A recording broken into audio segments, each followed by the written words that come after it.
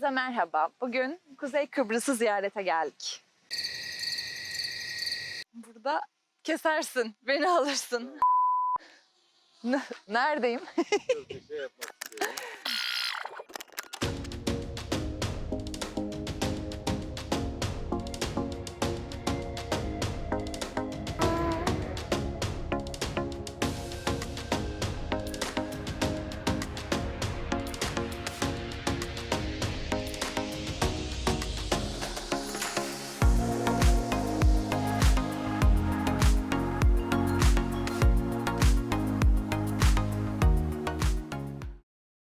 Bugün Kuzey Kıbrıs'ı ziyarete geldik.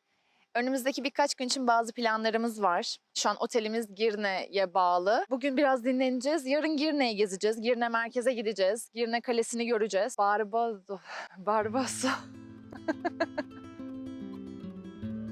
Barbados mu?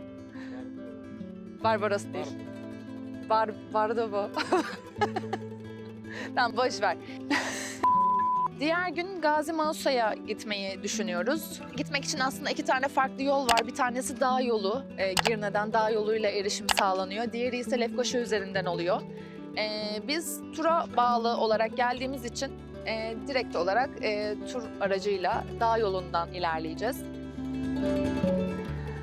Evet, hayalet şehir olarak geçiyor şu an günümüzde. Kısa bir süre öncesine kadar tamamen ziyaretlere kapalıydı. Şimdi ise belli kısımları ziyarete açıldı. Şu an için herhangi bir tarafa ait olmadığı için kesinlikle yerleşimin yasak olduğu bir alan. Ama daha öncesinde yanlış hatırlamıyorsam o dönemlerin Paris'i olarak geçiyormuş. Uzun bir zamandır, 47 sene boyunca kesinlikle hem ziyaretlere hem de yaşama kapalıydı. Şu an orası aslında tarafsız bölge gibi. Aslında Birleşmiş Milletler'den de şu an orada bir üs var. İngiltere'den de var. Türk askerleri de var. Aslında şu an sadece orada nöbet tutup birbirlerini gözlemliyorlar diyebiliriz. Orayı merak ediyoruz. Orayı gezeceğiz. Eğer fırsat olursa güzel çekimler yapmayı düşünüyoruz ama yani çekimlerin kısıtlı olduğunu duyduk. 3. gün Lefkoşa'yı ziyarete gitmeyi düşünüyoruz. Lefkoşa, gel beraber konuşalım. Lefkoşa en kalabalık ilçesi. Bunun en büyük nedeni öğrencilerin daha çok orada yer edinmesi. Lefkoşa, Girne, Gazi Mausa bunların hepsi aslında Kuzey Kıbrıs'ın ilçeleri. Kuzey Kıbrıs'ta il yok, ilçeler var ve en yüksek nüfusa sahip ilçe Lefkoşa'da. Bunun en büyük nedeni öğrencilerin orada olması, üniversitelerin orada olması. Zaten Kıbrıs'ta ekonomisinin büyük bir kısmını öğrencilerden, eğitimden, kumardan, otelcilikten, tatilden vesaire bu 3 alandan karşılamakta. Duyduğuma göre hayvancılık %5'miş. Ancak ihracat yani diğer ülkeler, Türkiye dışındaki ülkeler Kuzey Kıbrıs'ı tanımadığı için ihracat yapamıyorlar. Yapamadıkları için de %5 aslında buradaki halk için yeterli. Şimdilik buradaki tecrübelerimizi yani şu anki gözlemlerimizi aktaracak olursak trafik birçok kişi biliyordur. Trafik ters akıyor yani İngiltere'deki gibi. Onun dışında o minibüslerde ücret daha sonra ineceğiniz zaman veriliyor. İnsanlar genel olarak yardımsever. Burada biraz yani küçük bir yer olduğu için herkes birbirini tanıyor ve burada konuştuğumuz lokal insanları düşünecek olursak herhangi birinin başına bir şey geldiğinde hemen o iyi ya da kötü fark etmez aslında bütün ülkeye yayılıyor. Daha önceden de söylediğimiz gibi Kuzey Kıbrıs'ta il yok. 6 tane ilçe var. Özellikle gezeceğimiz ilçeleri en popüler olanlarından seçtik. Yani Girne, Lefkoşa ve Gazi Mausa. Ama daha çok vaktimiz olsaydı diğerlerini de görmek isterdik. Aslında Güney Kıbrıs'ı da ziyaret etmek istiyoruz ama onun için Schengen vizesine ihtiyacımız var. Buradaki lokal insanlar kendi aralarında geçiş yapabiliyorlar. Yani Rum tarafı Türk tarafına, Türk tarafı Rum tarafına istedikleri gibi gidip gelebiliyorlar. Bizim gördüğümüz sınır kapısı Lefkoşa'daydı. Ancak öncesinde planladığımız gibi ilk gün Girne'yi keşfetmek için sokaklarına daldık. Bir süre merkezde yer alan çarşıyı gezdikten sonra kendimizi deniz kenarına attık.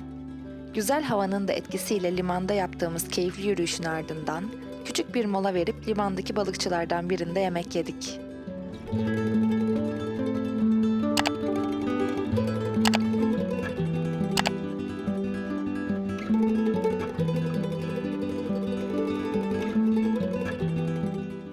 Güvercinlerle geçirdiğimiz keyifli vaktin ardından hemen limanda yer alan Girne Kalesi'ne doğru ilerledik.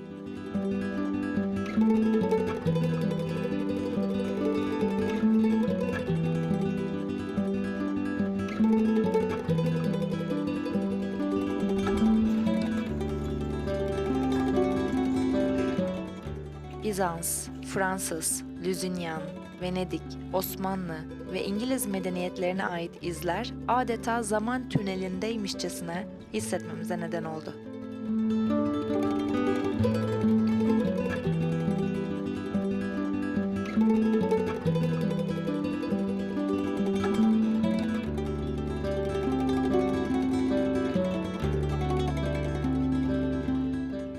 Girne Kalesi'nin ardından günlük kafein ihtiyacımızı karşılamak için güzel bir kahve dükkanı bulmak umuduyla tekrardan kendimizi Girne'nin sokaklarına attık.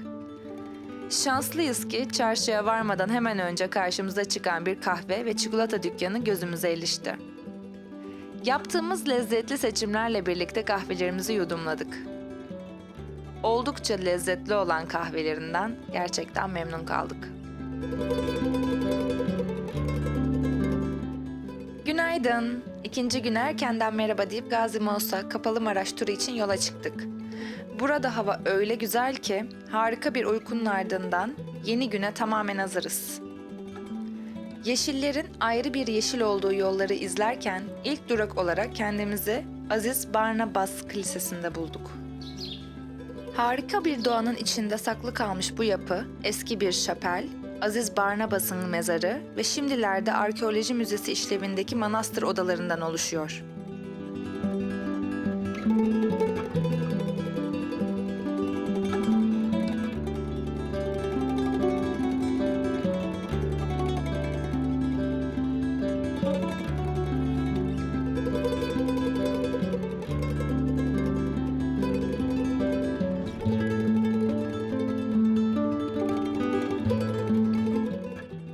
Sonraki ziyaret noktamız Salamis Antik Kenti oldu.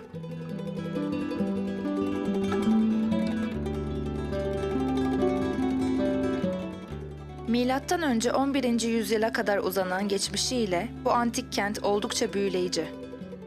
Başka bir zamana ait anıları, kalıntıların köşelerinden bir hayal etmek bizi tamamen büyülü bir dünyaya götürdü.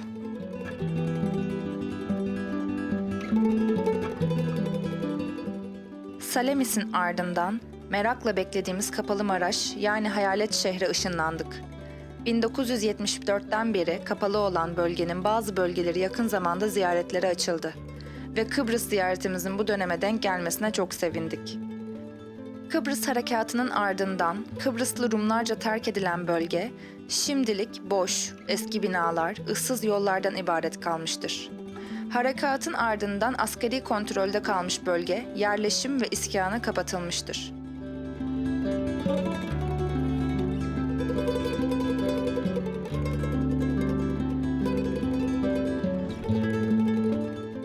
Uzun uzun yürüdük. Western kasabalarındaymışçasına hissettiğimiz bu sokaklarda birçok tanıdık markaya denk geldik.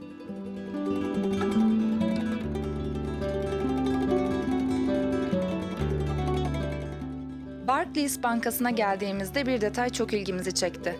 Bankanın bir cephesinde Night Save yazılı bir kapak yer alıyor. Geceleri insanların paralarını bırakabilecekleri güvenli bir kutuya açılan bu kapaklar günümüzün ATM'leri. Kapalımaraş'ın ardından Surlar bölgesine geçtik. St. Nicholas Katedrali, bugünkü adıyla Lala Mustafa Paşa Camii'ni gezdik. Günün sonuna geldiğimizde oldukça yorulmuştuk ve bölgenin çarşısında küçük bir tur atıp otelimize doğru yol aldık.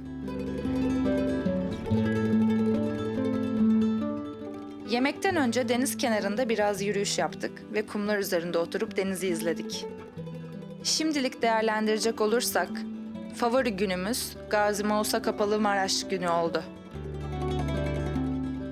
3. günümüz. Bugün biraz yorgunuz. Tekrardan umduğumuzdan erken uyandık. Bu defa bunun sebebi sadece temiz hava değil, aynı zamanda bir önceki günün yorgunluğu. Yorgunluğumuza rağmen önce Girne'ye, Girne'den Lefkaşa'ya geçtik. Yine yapmayı sevdiğimiz gibi bölgenin sokaklarına alışılmışın dışında bir giriş yaptık. Merkeze gitmeden önce bölgenin dokusunu farklı noktalardan gözlemledik.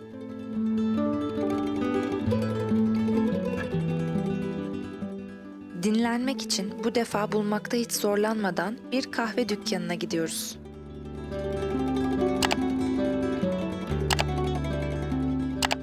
Kıbrıs'taki kahvelerden oldukça memnun kaldığımızı söylemeliyim.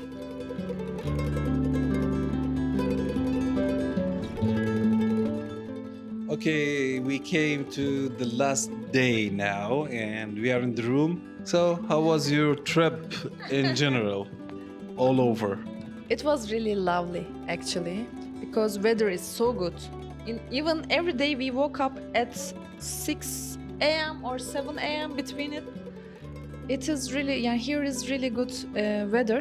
So where is your favorite place in here? Girne, Lefkoşa. Lefkoşa is a bit like from old city. You can find old houses as you saw in the video previously. There's kind of atmosphere when you walk in these alleys. You know, the small streets, people are all around. They're really lovely. They're really friendly. They're smiling. They're trustworthy. Yeah, and the thing is, we found a lot of people who speaking in Arabic. Yeah, they came from Antakya. From, yeah, Antakya, Hatay. Hatay, Antakya, I guess. Yeah, they're coming and they're working here, staying here. Lovely. I love it. Yeah, my favorite, will you ask?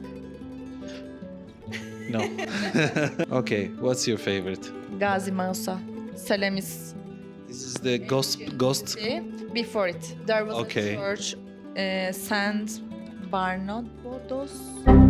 Yeah, of course. Barnabas. Church. I really like there because I don't know, it kind of remind me Italy. Yeah. I say this. If you have like, you know, imagination, fancy, you can definitely imagine about many things here. Yeah, I like there so much. Yeah, we enjoyed the trip. Of course, be with us. Subscribe to our channel. Support us. Give us big thumb if you like the video and the content. Thank you. Your support means a lot for us. Thank you very much for you watching this episode. See you in next episode. Yeah, see you.